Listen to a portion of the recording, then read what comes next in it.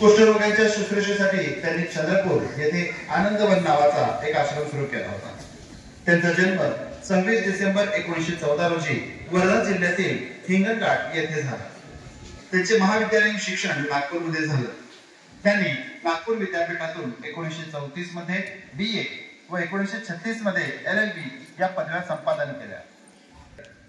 1949 ते 50 कालावधीमध्ये त्यांनी फक्त डॉक्टरांना करता येणारा कुष्ठरोग निदानावरील आणि चिकित्सेवरील अभ्यासक्रम पूर्ण केला। नंतर गांधीजींच्या विचारांनी प्रभावित होऊन बाबांनी स्वातंत्र्य प्राप्तीच्या चळवळीत स्वतःला झोकून दिले।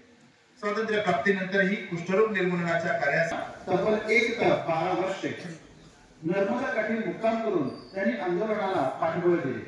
तत्कालीन समाजात कुष्ठरोग हे मागील जन्मीच्या पापाचे फळ समजले जाते। तसेच आजही काही लोक अंधश्रद्धेमुळे असे मानतात। यामुळे कुष्ठरोगात वाढीस टाकली जाते। बाबांनी एका पावसात कुरकुरणारा भिजणारा एक कुष्ठरोगी तुळशीराम पाहिला। ते त्याला घरी घेऊन आले।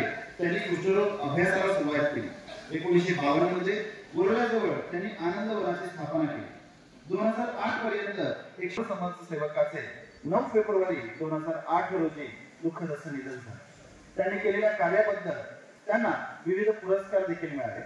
पद्मश्री पुरस्कार, रायमन मॅग्सेसे पुरस्कार, United Nations Human Rights Prize, Padma Vibhushan पुरस्कार, गांधी शांतता पुरस्कार, टेम्पल्टन पारितोषिके समाजसेवकास त्यांच्या जयंतीनिमित्त जवाहर विद्यालयाच्या वतीने विनम्र असं अभिवादन। यानंतर आज बाबा आमटेंच्या जयंतीसोबतच वीर बाल दिवस देखील आहे।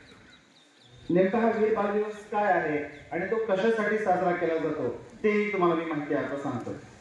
गुरु गोविंद सिंग यांच्या 2 लहान मुलांनी दिलेल्या बलिदानाचे प्रतीक म्हणून 26 डिसेंबर आजचा दिवस हा वीर बाल दिवस म्हणून 2022 पासून साजरा केला जातो।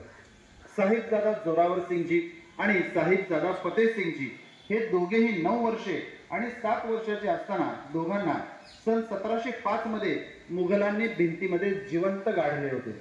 या 2 लहान त्यांनी जे धैर्य दाखवलं त्यांच्या धैर्याची आठवण करून घेण्यासाठी आजचा दिवस हा आपण वीर बाल दिवस म्हणून साजरा करतो। या दोघांच्या शहीदीला, या दोघांनी जे शौर्य दाखवलं याला जवाहर विद्यालयाच्या वतीने कोटी कोटी असे प्रणाम।